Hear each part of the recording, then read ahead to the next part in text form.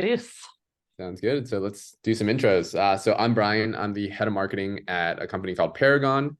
We are a B2B SaaS company serving other B2B SaaS companies. And essentially, we provide a developer tool to help the engineering and product teams at B2B SaaS companies build native product integration significantly faster. So that's what we do. What about you, Kelsey? I'm Kelsey Johnson. I'm the head of marketing at Partner Fleet, which is a ecosystem marketplace platform. So we have an out-of-the-box marketplace solution. You can basically get your marketplace up and running in a couple of weeks to months instead of having to spend an entire year building it in-house. When Brian and I got together to talk about this subject, 10 steps to get more integration adoption, what we realized is for both people who are implementing marketplaces and people who are getting native integrations built, a lot of what they run into is marketing issues, is go to market, is getting adoption. And since the two of us are, longtime experts in marketing, I have a huge amount of expertise in partnerships as well. We thought we'd put together a playbook for you. So we're aiming for about 30 minutes today. We're really, really excited to get going on this. And hopefully you'll just have a bunch of action items that you can actually take away and start implementing as soon as possible. Yeah, and feel free to drop any questions you have in the chat as we go through this. All right, we asked everybody as you got signed up for this webinar, what you're already doing. Promoting on Marketplace, that sounds great.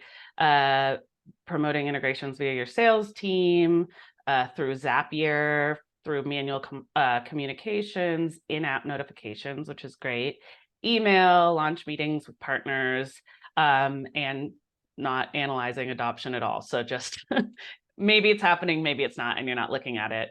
We're going to talk about a lot of this stuff, but we've got a lot of extra stuff that you can hopefully take away as ideas to start driving more adoption. Now, we have a huge blog post on our blog about statistics. This is something that's really, really valuable to take a look at because the research has been done.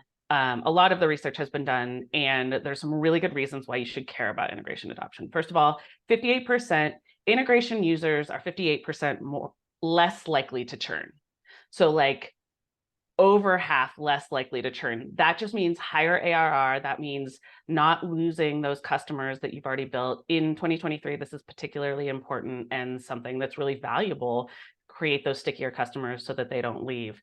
71% of consumers want integrated offerings. So people are looking to build out a full tech stack. And when they're looking for solutions, these are prospects, they are looking for you to have those integrations. So it's crucial for them to be both exist and be out there in the public eye. And then businesses who use 5 integrations or more are actually willing to pay 20% more for the exact same core product. So, higher ARR per customer, higher lifetime value, stickier customers, more conversions across the board. Getting integration adoption is something that's important. Yeah, and this impact only really comes into play if they activate and use the integration, right? If the integration is available, but your customers aren't using it, then you're not going to experience some of this retention and upselling impact that, Kelsey is sharing here. This is just good business impacts, right? Product stickiness, customer experience, product value, and perceived product value, meaning you can charge more for the same product, increase lifetime value, and this is a buyer consideration. So keep all of these things in mind as you're driving your campaigns and efforts to get more adoption of your integrations. Yeah, I've definitely paid more for a product because they had better integrations or even switched. One thing I recently switched was a product to our platform that just had a better HubSpot integration. So it's really important that you build and provide meaningful integrations that, has meaningful impact for your users. This is just a great quote we added in here. The future is an integration first buyer from Jay McBain. It's coming, this is something that's hugely important now in certain areas, especially like MarTech, if you take a look at some of those statistics, but in the future, it's going to matter to everybody, even, not B2B, but just consumers across the board. Great. Now, before we get into the kind of 10 tips here. I think there's a huge prerequisite that actually a lot of, especially earlier stage companies, aren't maybe doing properly or putting effort into, which is, measuring analytics for your integration adoption throughout the funnel. What do I mean by that? So for every integration, when you're building it, when your product team is building it, you want to make sure you understand, first of all, what is the TAM? I like to call it a TAM within my user base that can actually use this integration, right? So for example, if you're building a Salesforce integration, well, getting an understanding of what percentage of my users actually use Salesforce, and that is kind of the ceiling of adoption within your user base. So you want to understand, okay, what does that look like? What does 100% adoption look like? That is your universe of usage. And then you kind of move down the funnel in terms of, well, how many people have actually installed the integration? How many people have upsold their plans because of the integration? And then what really matters, what's really going to bring some of the business impact that Kelsey shared earlier is, are these people actually using the integration? Is there feature retention so that they install it and never touch it again? You want to make sure that you have the infrastructure set up to be measuring this. And there's a couple examples here on how you can track that across your CRM, across just product data in tools like Mixpanel, et cetera. So make sure that you work with your team to set that up, because otherwise, you can't really improve on what you aren't measuring. So let's hop into the first kind of step. Really, it's kind of a prerequisite as well, but it's making sure you're building and prioritizing the right integrations. And this is honestly, there's no winning formula. I can't tell you here, hey, you should prioritize integration that your sales team is asking for, because it really depends on what your kind of OKRs are. What is your company's objectives today? At certain points, it may be driven by sales. And so your sales is trying to close new customers, or CS, trying to tackle churn. Whatever the case may be, it's really important when you're thinking about prioritizing the right integrations that you work collectively with your cross-functional partners and really come to an alignment on, hey, here's how we're going to prioritize our integration program, and just stay transparent in how those decisions are being made. And that way everyone's bought in to first of all, the integration that's being built, and are more likely to also push the go-to-market when you do launch that integration. And when you prioritize effectively and prioritize the integrations that are going to provide the most customer value, that's ultimately going to lead to more usage, because you're building something that's super useful and relevant for your customers. Basically, all the marketing in the world can't save an integration that nobody wanted. So do the work to make one that everybody wants. Great. And then step 2, it's carefully defining your MVP criteria. So what do I mean by this? Not every integration is useful. Certain integrations can be very simple as a V1, and it's great. For example, Slack integration. You don't have to provide too much customization, as long as a user, all I want to know is, hey, something happened, let me know in Slack.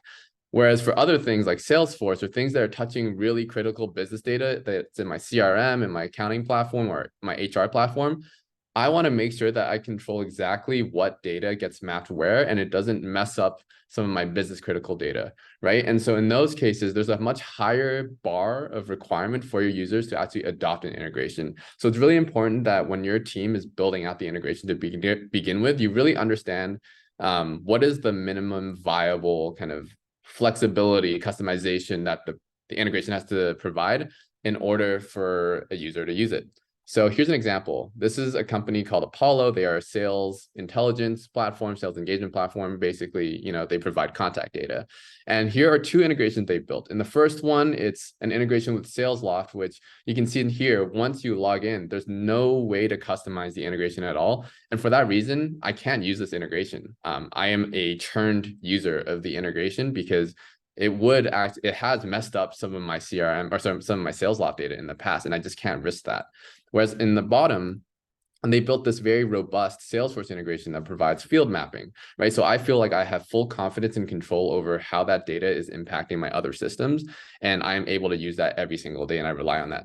And so here's an example where just because you build an integration doesn't mean that it's going to be used, even if hypothetically the integration could provide value. So make sure you really understand what that minimum bar is. Whereas for Slack integration here from one of our customers, TLDV, really simple. Just pick the Slack channel. There's not much more that you need to provide for there to be value transferred.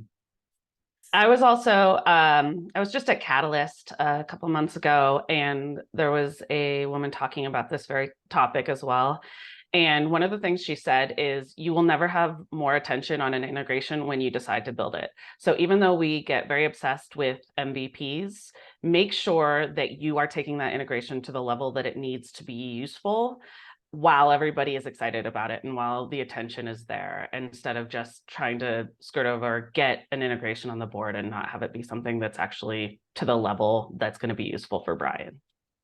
Yeah, and first impressions matter, right? So totally. The first one right. All right. So once you've got your good integration built, the most important thing that you need is this public presence for this integration, right? It's basically an ongoing landing page for each integration. This is extremely crucial because, first of all, it makes your integrations discoverable. It's a place where your prospects can search for and find the integrations if that's a solution that they're looking for, as a crucial, top 3 important factor in purchasing your software. And about 50% of people are doing this online, right? So it's not something that necessarily needs to be online. It needs to be discoverable by them on your marketplace. Another thing that this marketplace listing can do, that this page for your integration can do, is it can enable your sales and implementation teams to speak intelligently about the integration, even if it's brand new, right? Even if you just built it, your sales team might not have had the time to go over it completely, or they might have gone to a meeting that you held about it, but it didn't all resonate. But as soon as they need that information and they're on that sales call with the 50% of other people who actually want to learn about things on sales calls, they can pull up this marketplace, they can pull up this listing, even if the integration was just launched, and speak about what it does, how to implement it, all of the steps that it takes, and the value that it can actually provide. So I'm going to really quickly go through, because we're experts in this, what it is that you should have on each of these listings. Just a note, a public marketplace on your site is fantastic for prospects and for your sales and implementation teams. Having the exact same marketplace in your product is important for customers, because your customers really aren't going to your website once they're in your product all of the time. And so if you have this same content in there, as well as a place where they can install the integration once they've decided that they want it, that's pretty crucial as well. So this is what you want to make sure that you have on each of these pages. First of all, SEO optimization. You want to have URL structure, title and meta, breadcrumbs, page indexing, and categorization that allows you to show up for searches, not only for your company plus that company integration, but even things like, say, scheduling integrations for SalesLoft or something like that. So that categorization allows you to show up for that. And then you want to make sure you're just showing up in the SERPs, because that's where most people are searching. Don't just have an integration page with, we have an integration with this company on it. Make sure that it's detailed information, it's steps, and it's also benefits, so that they know, once they integrate these two, what they should be able to get out of it, time savings, more value. It's better for their customers, et cetera.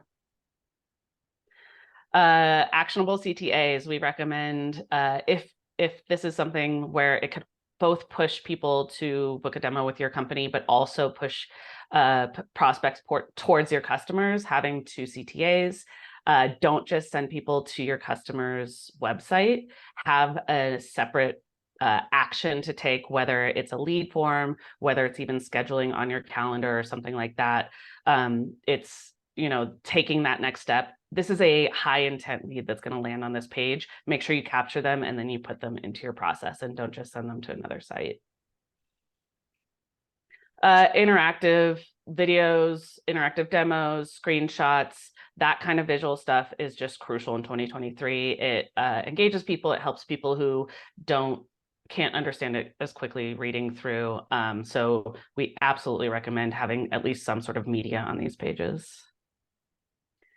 Social proof, it needs to be everywhere. It's such a crucial part of the buying process and the implementation process. Even if somebody already uses you and uses the other product, actually using that integration is making a sale on its own. My CEO said something really crucial yesterday when I was talking to him. He was like, if I don't see a review, I assume either the integration or product is bad, like really bad, or no one's using it, which is almost just as bad, right? Bad credit or no credit. These really lead credence to your integration and help somebody take a look through, okay, this is a use case, this is how somebody's using it, I'm going to take the next step and implement. And then make sure there's those technical details, right? Buyers aren't necessarily the same as ops people who are going to be the ones implementing it. Get those details that the ops people are going to want on that page, whether it's instructions, whether it's versions, whether it's setups, what it is, and support links, what it is that they're going to be doing. We love this data diagram as well, which is something that you can put on a Partner Fleet integration page. Just kind of shows which way the data is going, which is like a really good snapshot on what it does. Awesome. Yeah, I think a lot of these details are important. I think when I think about some of the best marketplaces, right, like HubSpot, I look for a lot of those details, like reviews.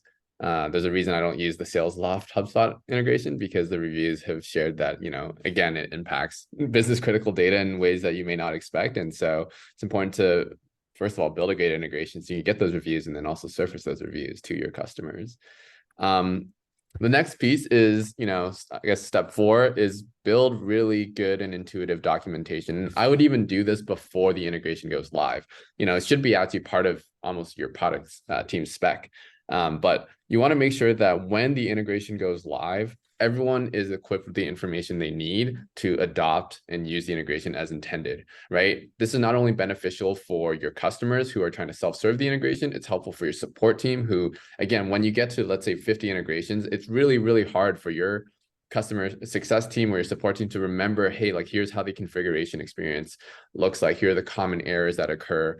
Here's how to actually set it up properly. And so providing that kind of deep but also intuitive documentation is really important. Here's an example of one of our customers, BugHerd, who provides video tutorials for every single one of their integrations. They also provide, how to test the integration properly. Again, that's another very important piece. If I'm going to have your product touch my CRM data, I want to make sure I can test it to make sure it works the way I expect before I have it impact all of my data.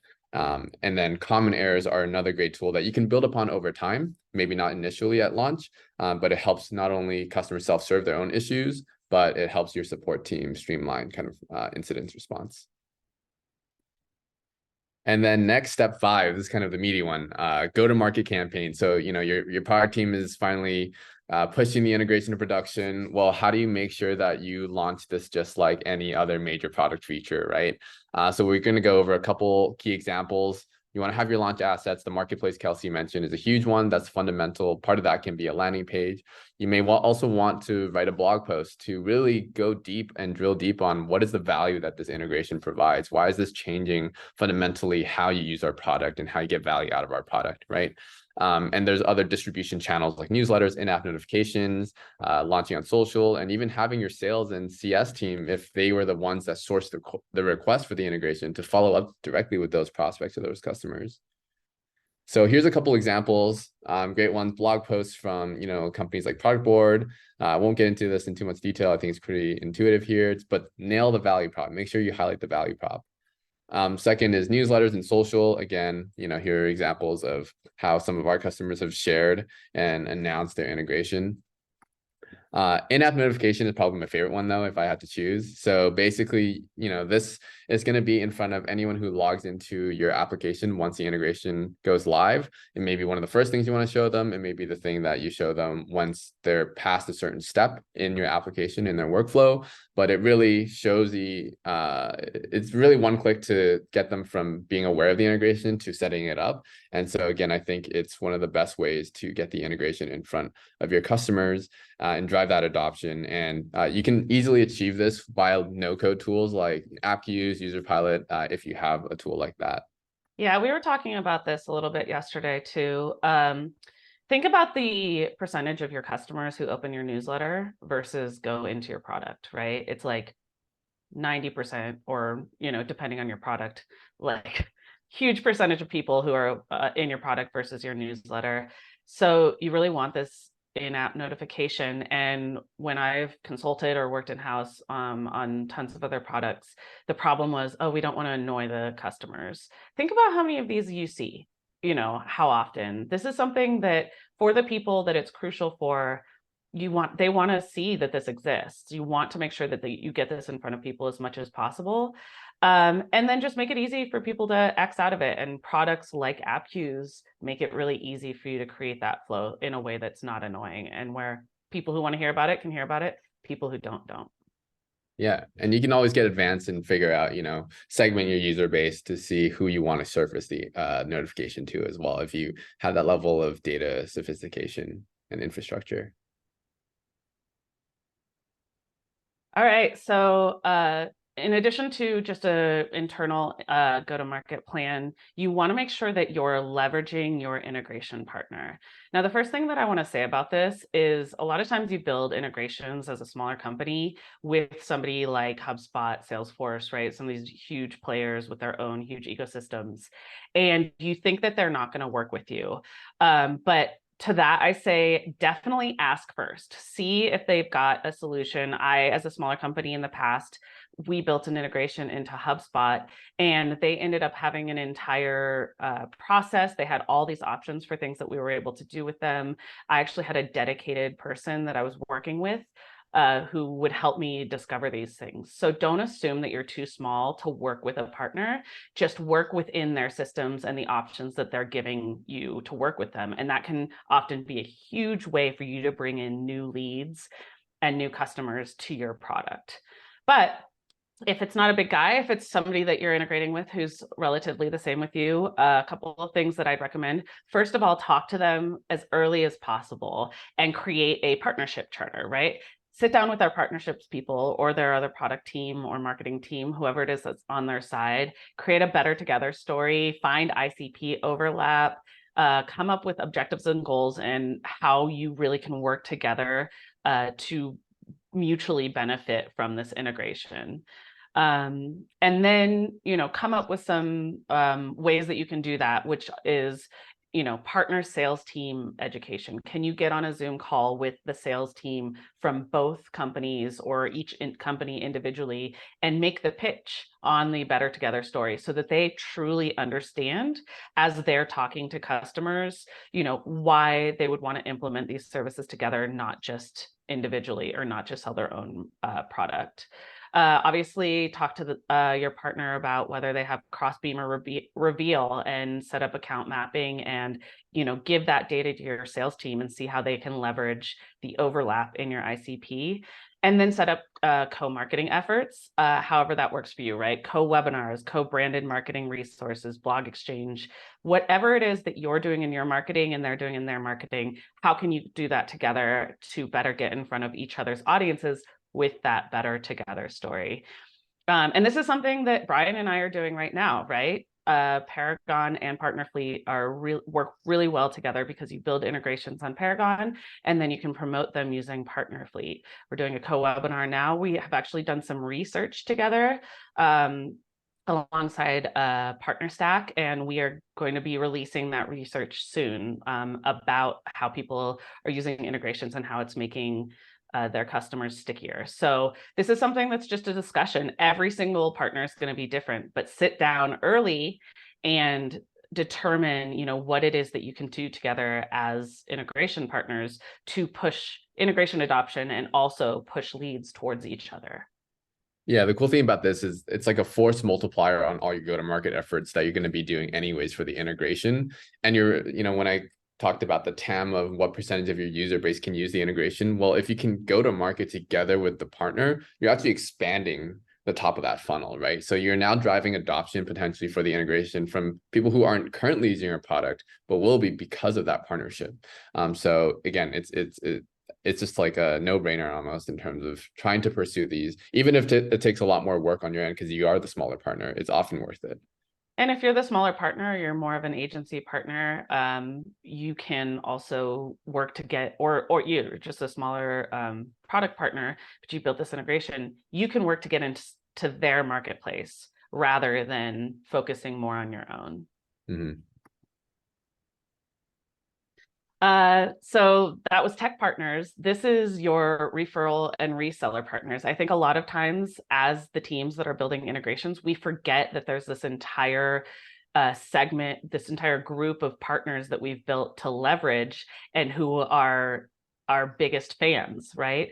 So talk to them first before you do this go-to-market campaign.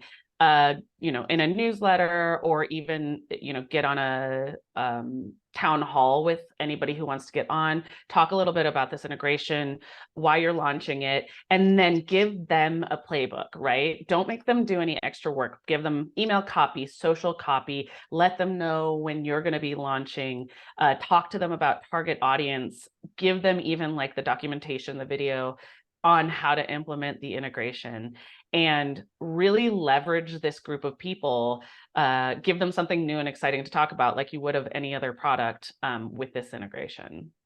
Yeah, this is huge, especially at least in my experience in marketing, because there's a lot of like HubSpot implementation agencies or Salesforce implementation agencies, and sometimes you ask them, if I'm a user, I'm asking them, hey, what would you recommend as the tool for demo bookings? And if I'm Chili Piper, I would want to get into that headspace so that when an end user of HubSpot says, hey, I'm looking for meeting booking integration, the first thing that comes to mind is Chili Piper. And so then you're also driving adoption through the implementation partners. They often have so much trust too from your customers because they're working with them a lot closer, and they can be smaller businesses. This is a really good resource to leverage that a lot of times that we forget to do. Great. So we've talked about kind of the initial launch, some of the partnerships, the work leading up to the launch for the integration. But once it's out there, you want to make sure that you have a strategy for driving adoption continually, forever, right? This is for people who's joined or signed up afterwards, who may have missed the initial announcement. There's a lot of reasons why, but I would really break it down in terms of how you approach this into a couple kind of categories. First is certain integrations that are core you want to promote during the sign up process. Even I'll go into an example later.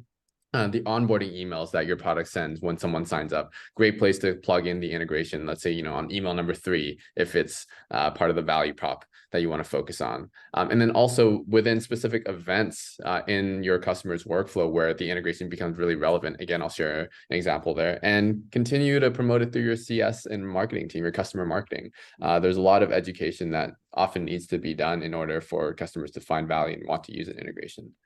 So here's an example of a product called Default. They are a Chili Piper competitor, ironically, but in the setup process, they are telling me to set up my CRM integration, my calendar integration, my Slack integration, because they know that these 3 integrations are key to me as a customer getting value out of their product. So right off the bat, before I even get to the dashboard, they're promoting it.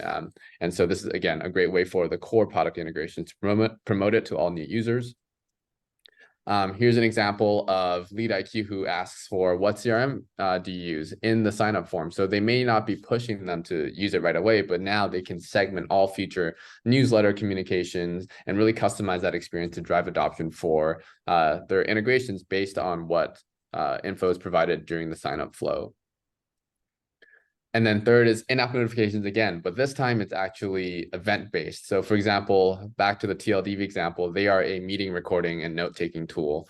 And this notification shows up after your first meeting gets recorded. And so it's like, hey, well, what does my customer usually want to do once they record the meeting and take notes? They probably want to share it. And so in that moment, I would find this extremely relevant versus just a random pop-up when I enter the dashboard. So again, event-based notifications are a great way to drive adoption continually. Ooh, Yeah, yeah. a huge part of that ongoing thing, the ongoing effort. This is so big. You can have, like, if you've got you're mostly product led, then you can segment and send out different onboarding emails based off of the notifications that people put in their onboarding survey, or tell your sales team, right? Or your implementation team, like, listen, get this integration set up as soon as you're setting up their product, and make sure that they're using it and it's set up in a useful way. And that's like, we think about, oh, go to market. Everybody's going to just know about this integration because we sent out the email and we did an in-app notification and everybody knows about that now. But as soon as you get done with that campaign, you're going to have new customers who didn't get that campaign because they signed up the month later. Or it's going to be like an announcement it's so important for people to have top of mind. But let's face it, like, people don't really get that excited about setting up integrations. Most people, I actually kind of get a little excited about it, but most people care about it only when they're like, oh, I wish I had this thing connected to this tool, or like, oh, I remember that this was something that I could solve, or like somebody else mentions it or somebody else is using it. And that's the moment that they're going to want to set up that integration. So try to be there at that point. Try to have targeted notifications going out, targeted, messaging going out at that moment of discomfort for them, and make it really easy for them to just, click a button to get it installed as soon as possible. Mm-hmm. Great. And then number 9, this is kind of touching on the MVP aspect, but an integration is not just one feature, it's a group of features oftentimes, right? And so, for example, with Salesforce, oftentimes companies will start with just a really simple sync, but then they may want to layer on deeper experiences, deeper integration workflows for their customers. And so there's always a lot of opportunity to improve old integrations, both from a feature perspective, from an end user experience perspective, but also even when it comes to reliability and performance. We see with a lot of customers that come to us that they tried to build the integration in-house and they just really struggled with performance, and customers were constantly complaining about issues. And that's why they wanted to move on to a more reliable solution. So constantly figure out, for my integrations that are getting a lot of usage, how do I improve them? How do I continue to make that experience better and stickier so that they can't afford to leave our product because of how well we integrate into their solution? So constantly be iterating on the integration to help drive further adoption. And this is a huge one. I think we feel like if something's already been launched, we can't talk about it. But if you built an integration 2 years ago, 3 years ago, 5 years ago, there's going to be so many of your customers who haven't gotten that go-to-market campaign. They haven't heard about it at all. And I say, relaunch them, especially if you have done that improvement, even if it's been a small improvement or a change that Brian was talking about. But even if you haven't, if this is a integration that's widely popular and you want to just bring a little bit more attention, want to push some more adoption to it, re-announce it. And in my opinion, it's okay to sort of announce it as though it's new. You don't have to use messaging like we just built this or anything like that. But talk about it with the same excitement as though you've just launched it. A couple of steps to take before that is just inventory, figure out which ones are the most popular, which ones are the most likely to be implemented and get that excitement. Make sure you're updating documentation, you're updating the marketplace listing, maybe get some new graphics or materials or copy, get that marketing materials freshened up before that launch. And the cool thing about talking about an older integration and sort of relaunching it is that you can gather testimonials and reviews from people who are already using it. This is something that we often forget to do because we get excited about the new stuff that we're launching. And if you're worried about the people who are already using the integration, you're like, oh, they're going to be annoyed, or I'm going to get bad feedback from them. Just segment them out, right? Pull out the people who are already using the integration in your data and only announce to, the newsletter and the in-app notifications to people who aren't already using it. Yeah, and actually maybe a bonus tangential step to this is that you mentioned, getting testimonials. One thing that we've seen work well is if you launch an integration in beta with certain power users of your product or customers who want to be in the beta, get the testimonials from them so that when you go to market, you can leverage kind of their messaging, their perspective of the value that the integration provides. And that often generates a lot more excitement as well for your users. This is also something you can do right now. If you, came to this webinar, you're watching this video and you're thinking like, okay, I'll do this on my next integration that we built that we're in the process of navigating, you don't have to wait for that. You can take something that's maybe a little bit older, but still extremely widely used and very popular, and relaunch it now and sort of practice this process and see what works for your company and for your prospects and customers to drive adoption, and refine it before you then go launch that new integration. Cool. Well, I think those are the 10 tips